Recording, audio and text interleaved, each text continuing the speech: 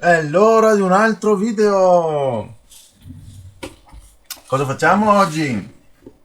Oggi ho un lavoro più o meno lungo. Di solito ci metto un'oretta circa. E si tratta di un Game Gear, ok? A cui devo fare la modifica per uno schermo nuovo. Allora, apriamo il contenuto del pacchetto.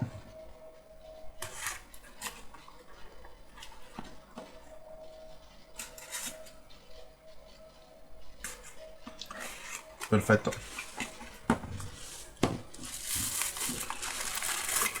Ecco qua.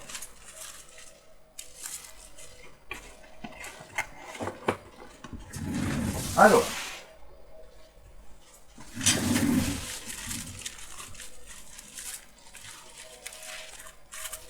vetro nuovo, vero vetro. Il supporto per lo schermo e i fili. Questa qua non ho mai capito a cosa serve, ma io la butto sempre via. È tipo una di quelle spugnette biadesive che tecnicamente potrebbe servire per, che ne so, antipolvere per lo schermo, ma non ha la benché minima misura adeguata per questo lavoro, ma continuano a metterla su tutti i kit, la trovate, ed è una cosa completamente inutile. Però vabbè, ok. E se qualcuno conosce l'utilizzo di questa cosa qua, lo scriva sotto in descrizione che sono curioso, magari qualcuno di voi lo conosce, il suo scopo.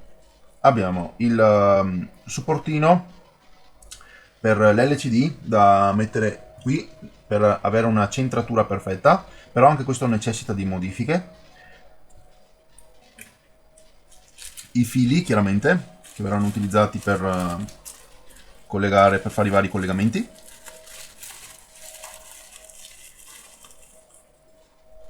E poi c'è lo schermo già collegato e noi lo scolleghiamo, e la schedina. Allora, lo schermo lo mettiamo da parte, c'è anche la pellicola protettiva, quindi una volta che bisogna ricordarsi anche di togliere la pellicola protettiva. Togliamo via l'imbottitura. Ok, e cominciamo il lavoro. Rifaccio questo video, l'avevo già fatto in passato, circa un anno fa, o poco di meno, e giusto per mantenere un attimo attivo il canale e per mantenere vivo l'interesse per i Game Gear, che sono delle consoline straordinarie, condensatori a parte. Allora, per questa modifica c'è bisogno chiaramente di togliere la lampada, togliere i fusibili, togliere lo specchio interno, bisogna togliere chiaramente l'intero schermo e alcuni componenti sulla scheda. Chi vi vende il kit di solito è già ha già integrato nelle istruzioni, per esempio, dell'annuncio, o un link dove potete trovare appunto le istruzioni per farlo, oppure ce le ha già sotto nella descrizione, vi elenca già tutti i passaggi che dovete fare. Ma con questo video direi che posso mostrarveli direttamente tutti io. Ci sono due tipi di Game Gear, anzi tre tipi di Game Gear. C'è il VA0, VA1 e VA4. Gli altri numeri non so che fine abbiano fatto. Comunque, VA0 e VA1 cambia la differenza per quanto riguarda i chip di controllo. E VA0 sono quelli a 2 ASIC, ok? E, chiaramente sono tutti acronimi. Hanno due chip qua, in poche parole, che fanno il controllo di tutto. Invece questo è il modello 1 ASIC, ok? E chiaramente la disposizione della scheda è diversa fra uno e l'altro. Poi c'è il terzo modello, il VA4, ma quello ha una tipologia di schermo completamente diversa e quella non si può modificare, ok? Con questi kit. Non so se esistano kit validi per modificare quei modelli lì, ma non è lo scopo di questo video intanto. Allora, per modificare in sostanza tutti i Game Gear, oltre ad aver fatto il recap, perché il recap serve comunque per il funzionamento della scheda, serve togliere sempre su tutti, ve li faccio vedere da vicino, diciamo prima, ok? Ecco qua. Allora, ripetiamo: Q6, R33, R32, R34, R57, R56, Q4, Q3, dopo serve dov'è? R38, qua, R43, R41 e R44, ok? Dopo chiaramente vabbè il fusibile, la lampada, ok? Bisogna togliere L2, C70 e C69. E questo è tutto per il modello 1 ASIC, ok? Cosa cambia dal modello 1 ASIC al modello 2 ASIC? Che Q3 e Q4 sono sul posteriore della scheda, ok? Sono qui dietro, sono posizionati qua dietro. E bisogna togliere non le resistenze 56 e 57, ma saranno segnate con resistenza 29 e 30, cioè non queste due chiaramente, però qui saranno segnalate con R29 ed R30 e sono qua a fianco a L2. Per tutto il resto è uguale. Dopo, un procedimento che bisogna fare per le 1 ASIC, bisogna collegare R29 a T10 con un filo. A me piace, siccome c'è questa pista che va qua, a me piace grattare un attimino e metterci una bella sferona di stagno, una bella pallottolona di stagno per unire i due punti. Se non ci riuscite comunque potete fare con un filetto e basta. Ecco. E per quanto riguarda invece quelli a 2 ASIC, si deve intervenire su questa zona qua. Qua ci avrete T10, ok? E qua sopra ci avrete T11. Quindi T10 e T11. T11? Se non ricordo male sì, ok, però comunque ci avete il riferimento anche visivo. C'è T10 con T11, se non ricordo male, che bisogna unirli, ok? Per assicurarsi la funzionalità dello schermo, altrimenti potrebbe succedere che lo schermo non si accenda, perché quello è l'interruttore per la console di accendere lo schermo. Ho visto console che funzionavano anche senza, non so come mai, ma va bene lo stesso. È sempre meglio metterlo, le istruzioni dicono di metterlo, noi lo mettiamo. Ecco, basta, e tutto il resto è a posto. Poi si passa alla modifica della scocca, ok? Chiaramente la prima cosa che bisogna fare è togliere questo, che è il buco per la vite, perché è completamente d'intralcio. E per questo kit qua, che viene fornito anche di supporto per lo schermo, chiaramente vedete che io non posso infilarlo qui e non posso infilarlo da questa parte finché non tolgo il buco per la vite qua. Quindi una volta tolto questo, ok.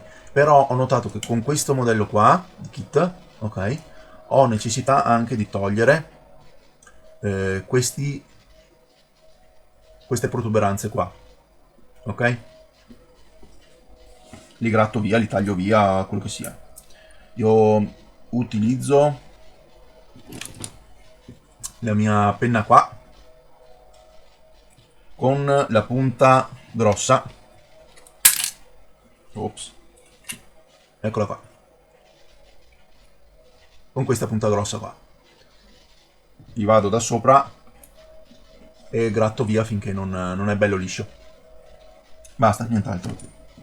Vabbè, poi per chi vuole c'è anche la versione senza la lente nuova, quindi volendo si può anche tenere questa, altrimenti io la cambio sempre, perché molto spesso sono sempre tutti così strisciati e rigati, come vedete, ed è inguardabile dopo. Una volta che c'hai lo schermo bello nuovo e le immagini sono perfette sotto, ti ritrovi a riguardarti tutti i grafici, quindi non è il massimo. E io la cambio sempre, tanto sono quei 3, 4, 5 euro in più di valore di differenza, quindi tanto vale. Poi, cos'altro? Poi c'è da eliminare anche tutta questa parte qua. Ok? Queste lame superiori qui sono da eliminare. Potete tagliare direttamente solo questi pezzetti qua, perché interferiscono con lo schermo. Ok? Possono danneggiarlo lo schermo. Altrimenti, cosa che mi piace fare a me, è tagliare completamente di netto qua. Io prendo da qua e faccio un taglio bello netto. Molto più facile e più veloce. Quindi adesso cominciamo subito con questo e a modificare la scocca. E passiamo dopo al recap della console che doveva essere fatto. Ok. Torniamo indietro con lo zoom. Andiamo con il recap della console, andiamo a installare il kit e basta.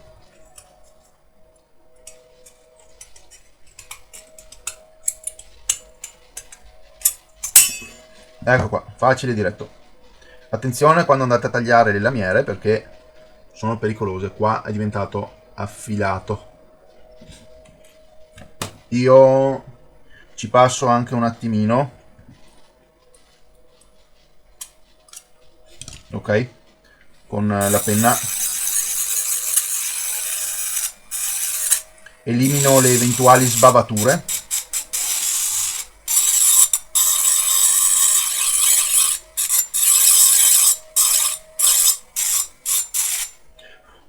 Non per un fatto di funzionalità, ma per il semplice fatto che così almeno lo posso prendere in mano senza dovermi tranciare un dito. Questo lo possiamo eliminare. Rimettiamo in posizione, rimettiamo le viti e questo è fatto. Ok, ora ci spostiamo sulla scocca. Ok, come ho detto, andiamo a togliere via. Io con la forbice riesco a tagliare via. Ok, fatto. Buttiamo via. Ci avviciniamo un attimino, giusto quel punto. Ok, adesso penna, massima velocità. Andiamo a eliminare, cosa c'è qua? Un po' delle sbavature. Preferisco non ci siano perché non voglio che si rovini lo schermo.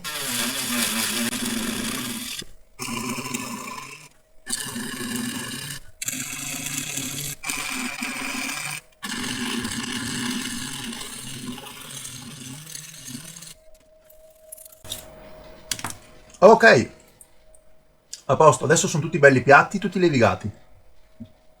Per chi vuole può già anche togliere lo schermo e mettere quello nuovo. Io lo faccio, diciamo, più o meno come ultima soluzione. Ma anche questo è fatto ed è pronto. Passiamo ora al supporto, perché anche questo è leggermente da modificare.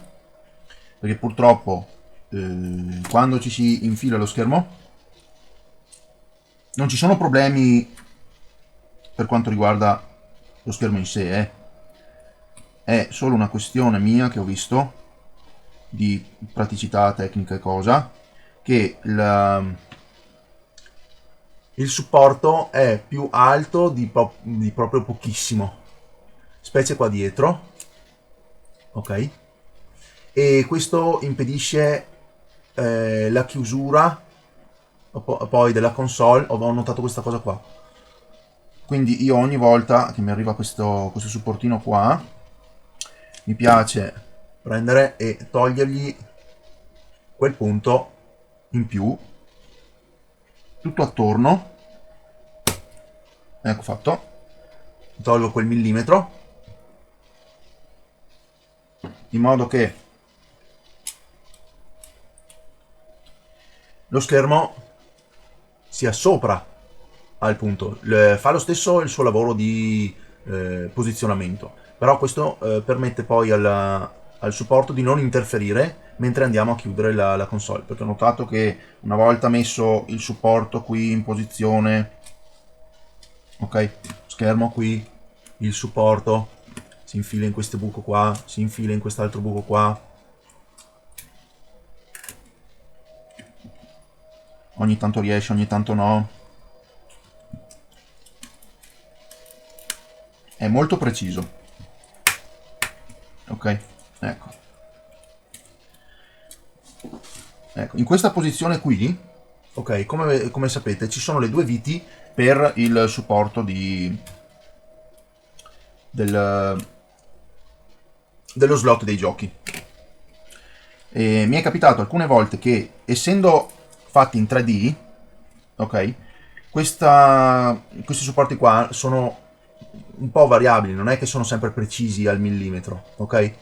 A meno che non andate a farvi dare il modello 3D e fare, che ne so, affidarvi a una fabbrica che le fa in maniera professionale e che solo un supporto vi costa, che ne so, 30 euro, ma è rifinito come se fosse un prodotto originale, si fa per dire, ok? Quindi ci sono sempre delle micro imperfezioni, eccetera. Allora io preferisco limitarmi con queste micro imperfezioni, andando a togliere appunto quel millimetro di spessore. Questo qua riesce a andare al di sotto del livello di questo buco, ok? E permettere così alla scheda di sedersi perfettamente piatta, come se fosse in origine, senza lo schermo, come fosse uno schermo originale, no?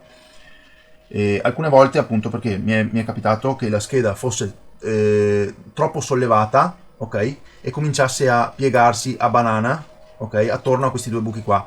Si stringevano i buchi, le viti andavano a piegare lo schermo e non mi piaceva la cosa. Cioè, sembrava proprio una cosa fatta male.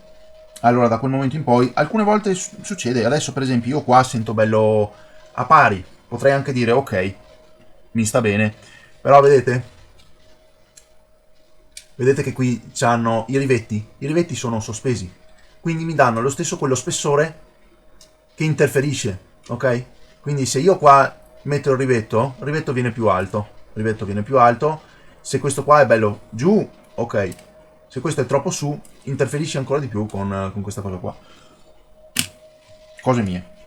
Opinioni personali. Se volete farlo, bene. Se non volete farlo, nessun problema. Bene o male, vedo che comunque sono buone i supporti qua. Lo faccio io per essere più tranquillo e più sicuro che la scheda abbia lo spazio sufficiente per essere rimessa a posto.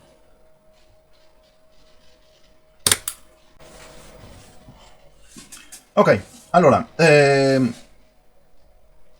ho eliminato, quindi aspettate che c'è un attimino di dislivello qua che non mi piace, lo sistemo un attimo solo. Ok, ecco, allora, ho tolto 1 mm circa da tutti i punti alti qui del supporto, così è un attimino più basso e io sono più contento. Allora, per quanto riguarda questo kit qua, lo potete trovare su AliExpress, eventualmente se vi serve vi metto un link in descrizione o sotto nei commenti. E altrimenti potete direttamente anche mandarmi la console a fare questa modifica qua. Per chi vuole, chiaramente, non ho nessun problema a farlo.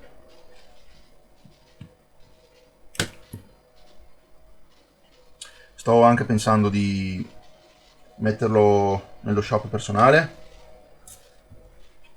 ma devo vedere in base alle richieste che mi arrivano, perché diciamo che circa 1 o 2 Game Gear al mese mi arrivano da fare con questa modifica qua. Chiaramente non è chissà quale mole di lavoro, ma stavo pensando appunto di tenermi 2 o 3, anche 5 o 10 kit di scorta, anche da vendere nel mio sito personale. Si vedrà, si deciderà. Comunque, procediamo, togliamo lo schermo, e togliamo la colla, puliamo, mettiamo il nuovo schermo.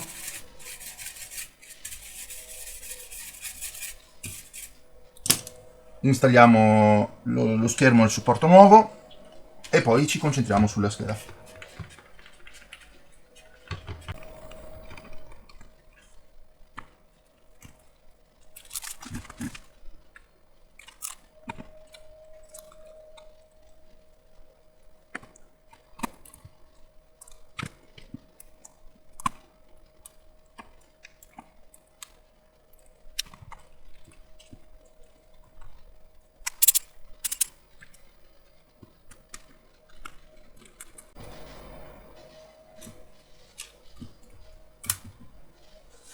Ecco fatto.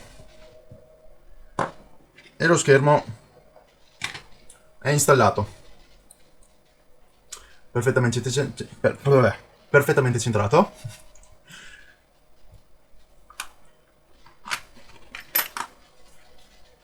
Gli lascio la pellicola di protezione giusto per... a me piace quando una cosa nuova arriva con la pellicola e me la tolgo in maniera molto soddisfacente. Ok? Quindi lascio anche il privilegio agli altri di togliersi la pellicola da soli e avere questa grandissima soddisfazione. Ok, adesso liberiamoci di tutte queste cose qua. Lo schermo non serve più, io li tengo in caso di bisogno, ma essendo come sono rovinati non li ho mai praticamente usati. Saranno 7-8 anni che accumulo schermi e non vetrini più che altro, e non ho mai avuto modo di dire ma questo Game Gear senza il vetrino glielo rimetto. No, niente, è impossibile trovare un Game Gear senza vetrino perché hanno talmente tanta colla dietro che non si staccheranno mai. Non sono come i Game Boy, per dire. Comunque, allora, questo è pronto. Ora passiamo qua, ok, su questo lato qua, che è il punto dove questa schedina deve mettersi. Ecco qua. E io mi fermo qui intanto perché è ora di pranzo per me. Vado a mangiare, poi torno e finisco il lavoro. Ci vediamo tra poco. Allora, dove eravamo rimasti? Eravamo rimasti all'assemblaggio. Ok? Avviciniamoci. Allora, l'assemblaggio di questa scheda è piuttosto semplice. Ok? C'è anche... Allora, ci sono il numero dei piedini di riferimento, volendo. Oppure c'è qua il pettine, ok? Che parte con il pin numero 1 proprio dove dovrebbe andare, insomma. Quindi non potete sbagliare. Bene. Saldatore, 400 gradi. Andiamo a prendere lo stagno e mettiamo la prima goccia qui.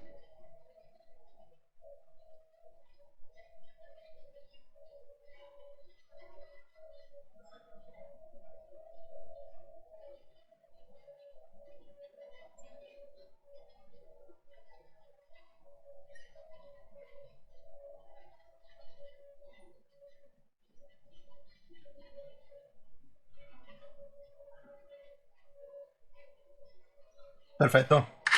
Così adesso la scheda è ferma in posizione, non può scappare via. Ok.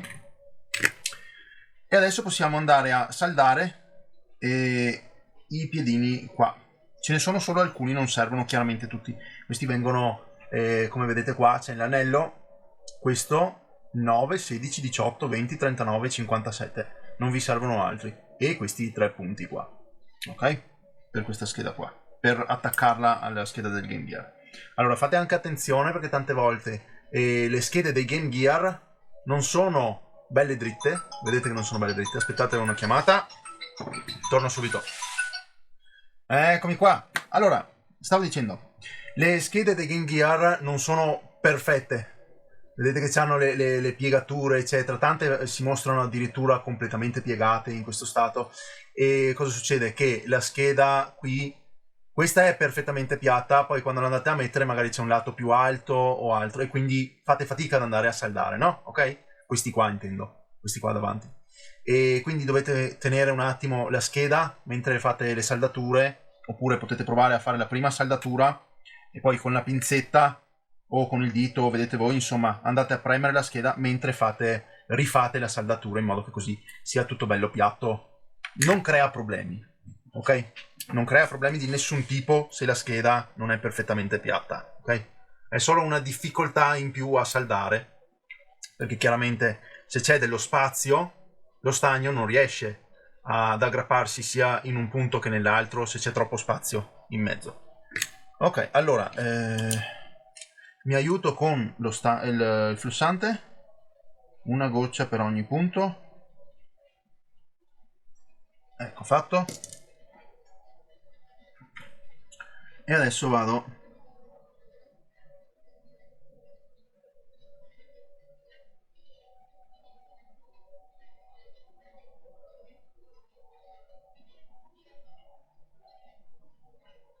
metto lo stagno sulla punta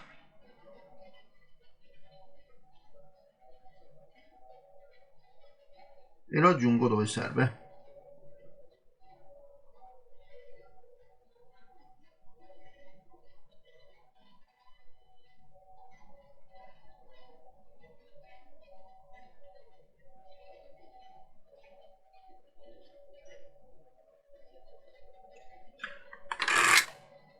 Sembra facile, ma forse sono io che sono troppo bravo e lo faccio sembrare troppo facile, ma non è mai facile. Chi ha le prime armi a fare le saldature, mi assicuro che le prime volte ricordo ancora quando dovevo fare le, le installazioni del chip, per esempio Aladdin sulle Xbox, sulle prime Xbox. Avevano anche loro questi metodi di saldatura qua con gli anellini, semianelli, ok, semicircolari da saldare sulla scheda con questo stesso metodo, e veniva fuori un macello, un pastrocchio assurdo, e o rovinavi il chip o rovinavi la scheda. Allora, ok, fatto questo, servono adesso i collegamenti per questi due punti qua, che servono per la retroilluminazione, l'intensità luminosa della retroilluminazione, e questi tre punti qua che servono per il collegamento con i tasti per avere le funzionalità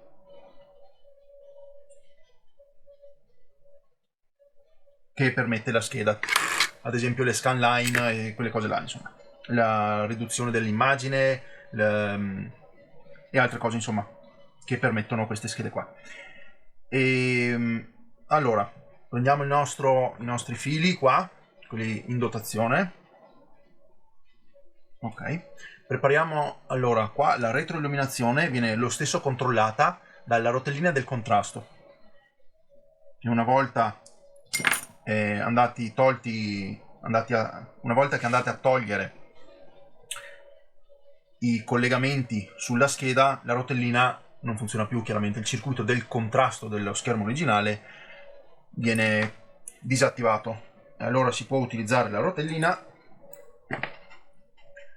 per il controllo dell'intensità luminosa della retroilluminazione dello schermo nuovo.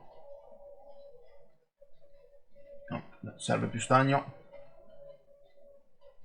e le andiamo a mettere rispettivamente sui due piedini centrali, ok?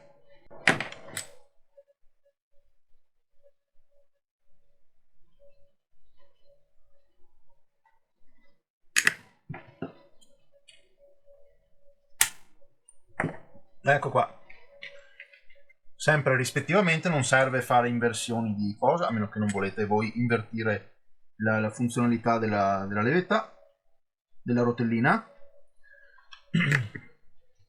andiamo a togliere la guaina isolante da sopra.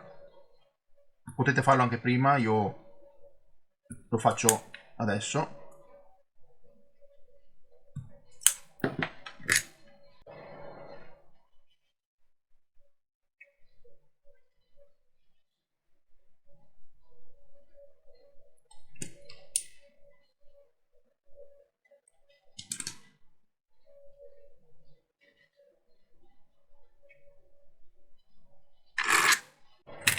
Passiamo a quelli dei pulsanti M16, M15 e M14, chiaramente rispettivamente sul numero.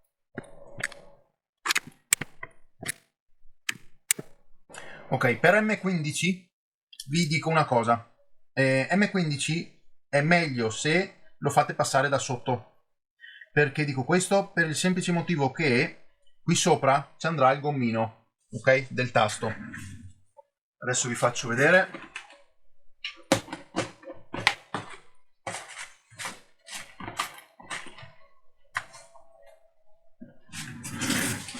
Ecco qua, ci va il gommino.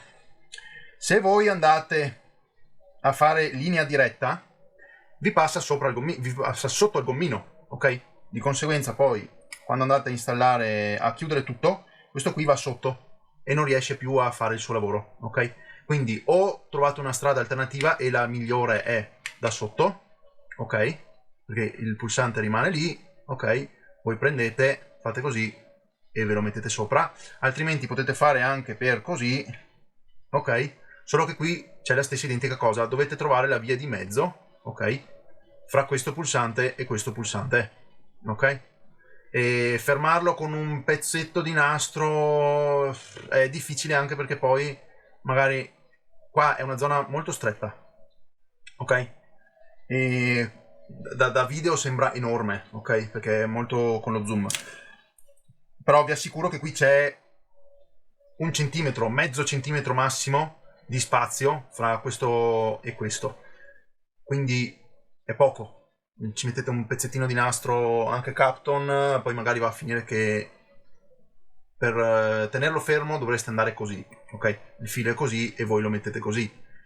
Ma andate a finire qua sopra e qua sopra. Lo potete mettere qua. Vabbè, vedete voi, insomma, io vi ho avvisati. Io riesco a farlo perché diciamo che la lunghezza che mi rimane del filo è perfetta per permettermi di fare la curva.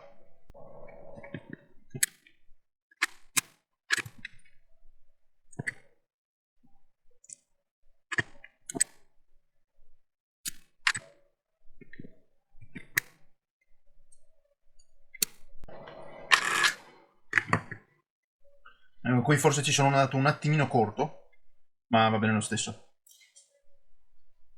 Ok, questo lato è praticamente tutto finito. Allora, ripetiamo, M16, M15, M14, poi avete il pin numero 42, la massa, i 5 volt, vi andate a saldare questi cosi qua, e avete E1 e 2 che vanno sui piedini centrali, quindi 1, 2, 3, 4 partendo dall'alto, ve lo faccio vedere così, ok? Rotellina sulla destra, piedino sopra, 1, 2, 3, 4, quindi il 2 e il 3 vanno su E1 e 2 rispettivamente, ok? E qua abbiamo terminato. Da quest'altro lato invece cosa serve? Serve solo il punto FB1, ok? FB1 deve andare dove c'è scritto FB1. Qui, su questo modello qua, è qua sopra, ok? Sul modello A2 ASIC è qui a fianco, ok? Se ci sono due resistenze, ve lo potrei anche fare vedere con un'altra scheda, ma adesso non ce l'ho disponibile. Ci sono due resistenze, in mezzo alle due resistenze dovete andare a saldare il punto FB1 con un filo, da qua fino a qua. Nel mio caso adesso è da qua fino a qua. Potete usare entrambi i punti perché sono in comune, ok? Questo qua è totalmente FB1, quindi a vostra scelta. Io preferisco prendere quello sopra perché così almeno è in linea diretta.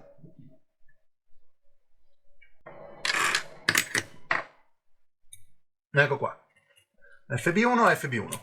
Adesso, su questo modello qua, serve anche T10, con la resistenza R23. Come vi ho spiegato precedentemente, a me piace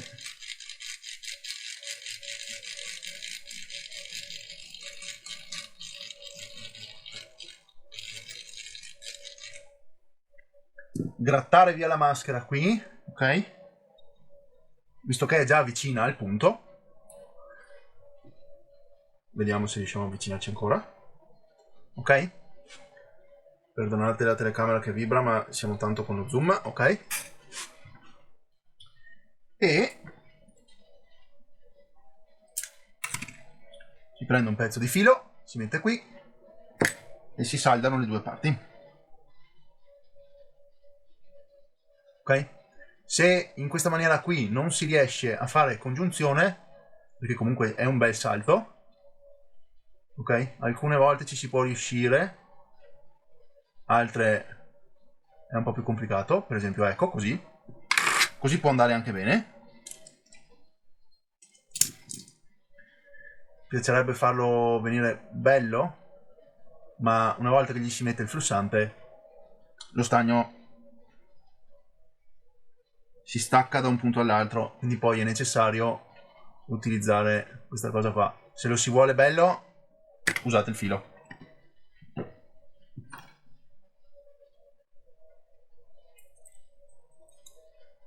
Perfetto.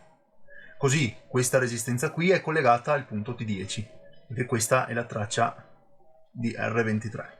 Ok? Ora non ci resta che pulire.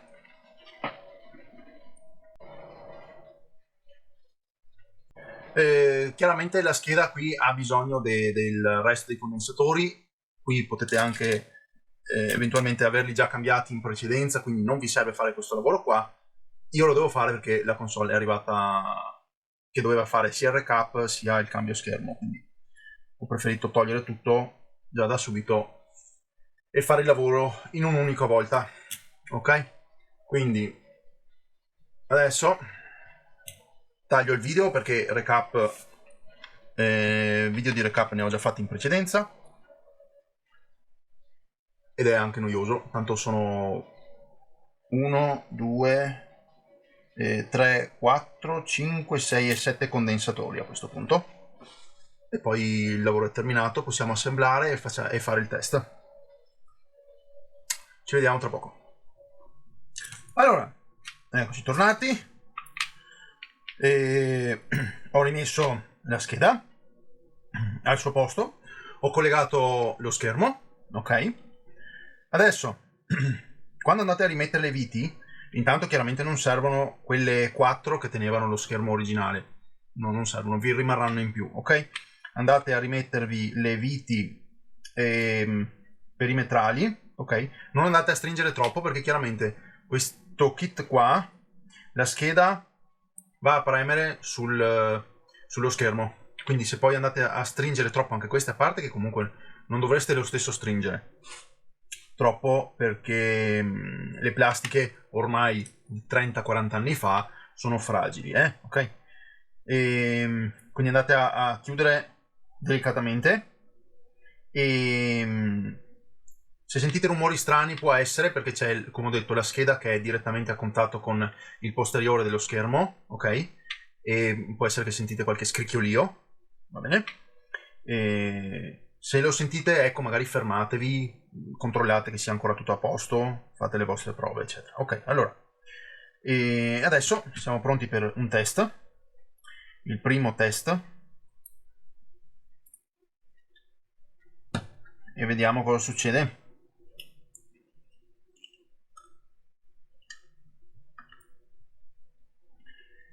Colleghiamo l'audio. Chiudiamo. Ok. Per il momento non serve mettere le viti. Potete tenerlo anche così, così fate la prova. È importante fare la prova anche prima, chiaramente, quando vi arriva il kit.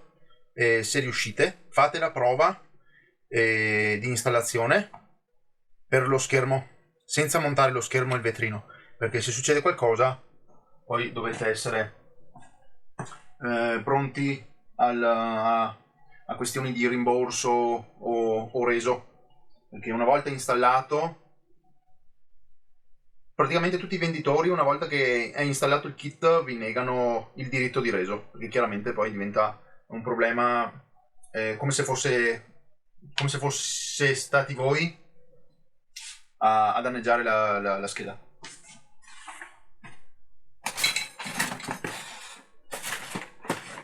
Dov'è l'alimentatore? Eccolo qua. Alimentatore originale Sega. Perdonate l'intromissione della mia testa. Ok. Molto bene. Ci serve anche un gioco. Ok, gioco. Inseriamo il gioco. Corrente. 3, 2, 1. Yeah. Aumentiamo la luminosità. Ecco qua. Fantastico.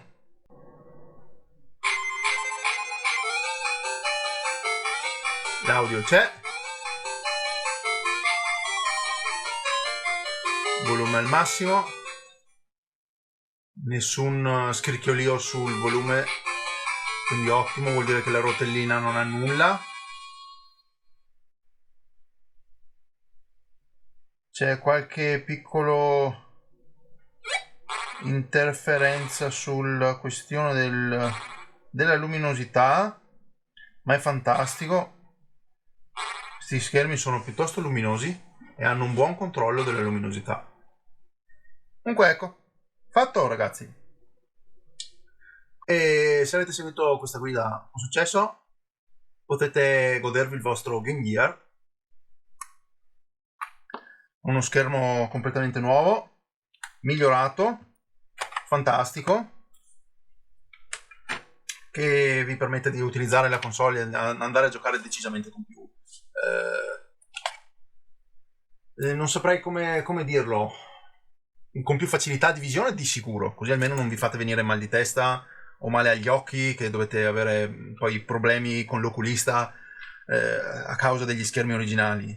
E in più è una cosa comunque migliore. Mi sto ripetendo, non ho altri termini, è bellissimo, è fantastico, fatelo, se potete fatelo, e se non potete, se non siete in grado, io sono qua.